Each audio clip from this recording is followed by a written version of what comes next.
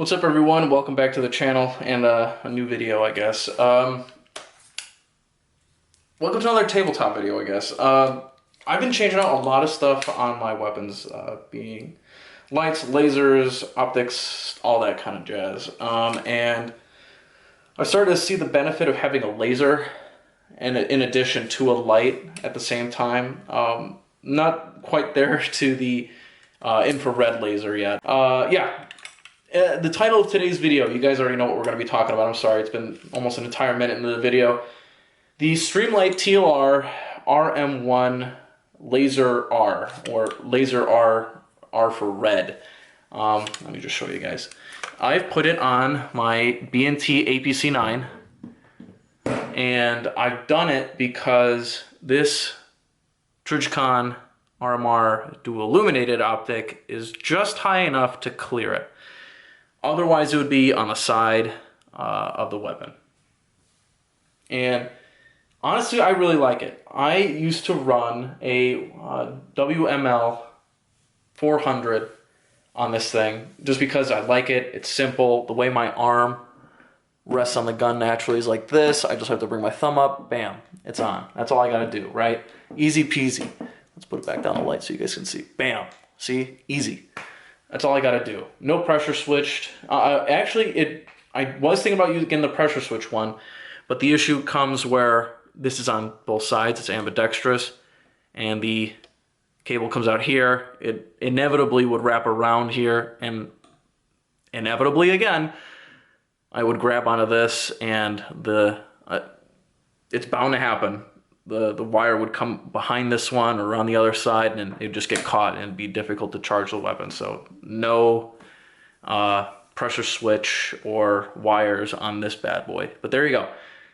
We're talking about the Streamlight TLR RM1R because it's got the laser module. So my WML 400 did not have a laser module, and I started to see the point and usefulness of the laser. Maybe I don't want to aim down my sights the whole time. Maybe I want to be able to assess the situation, look around, while also still knowing where my gun is pointed on the environment, instead of having to look down my sights and be focused on directly what's behind my point of aim. You know, maybe I want to be able to look around but still know exactly where I'm aiming. I want to have that wider field of view. That's where that laser comes in handy. It's still visible during the daylight. The light is actually more powerful than the WML 400. I like this light. It's very good. You still use that same CR123A battery. You can use rechargeable ones, of course. You've got your light laser setting. You've got your light setting, and then you've got, that's light setting, and then you got your laser setting, okay? You could use the pressure switch. I don't recommend it on this simply because of the ambidextrous charging handles. They're just going to get caught up with the wire. But it also has that top pressure switch. I love it. I like it. It's just like my WML. I'm already used to it. That's how I'm going to roll. I like it. So if you guys haven't seen this yet, they released this, I think, about a couple of years ago or something, a year or a year and a half ago. And it basically looks like a pistol light, right? It looks like a light that you would mount on the bottom of a pistol with the light and the laser, right? But now it's inverted. Well, this is still a pistol, but now it's inverted. It's on the top, right? Luckily, the Trijicon RMR just barely clears that. Just barely. Like, just enough. Maybe you guys will be able to see it. There you go. See that? It actually clears it. And so it's useful for me, right? The WML 400, it had nearly the same footprint and would fit. It didn't have a laser. So I thought, you know what? Perfect. I'm going to place it in the same exact spot. And I did, and it's working great. So I'll put some B-roll on in the background, of course, so you guys can see the light working with the laser and everything like that. But it's a good option. I really like it. It's got a metal housing, at least in the front it does, and then a plastic. This is plastic back here. You can kind of see the difference, metal, plastic. There's a line right there, a divide. I will say it's a little bit more finicky mounting than the WML 400. WML 400, slap it on, works every time, you know. Doesn't matter what kind of rail you have, what company, 1913 Picatinny, it works. This one's a little bit more finicky. It comes with a couple different inlays, so you can put it on different rifles, pistols, what have you. But the mounting screw is not a flat, it's not a flat indent there. Let me bring this up so you guys can see it better. That's not a flat indent in that mounting screw right there. That's like a coin. You need like a coin. It's like a divot, right? It's like a scoop kind of screw, right? That's kind of sucky. That sucks. You can't use a screwdriver on that because then it slips out if you do it too hard. Well, you got to use a quarter. You got to use a penny, you know, a nickel, whatever. It doesn't matter. Whatever you can to tighten it down, because if you don't tighten it down, and I've already noticed this, you're going to lose zero on it.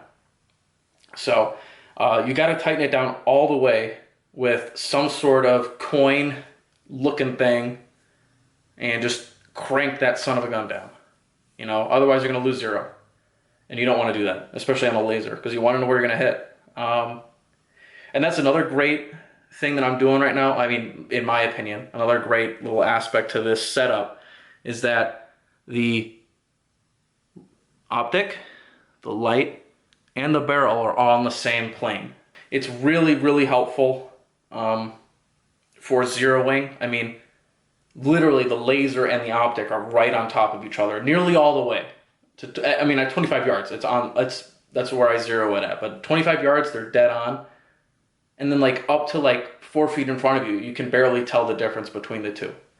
So I like it. It's a really good setup, and make sure that, you know, when I'm pointing at something, I know that I'm going to hit it, because my optic is zeroed at 25 yards to the barrel. I mean, the laser is sighted 25 yards to the barrel. The difference between the optic and the laser is minimal. Minimal.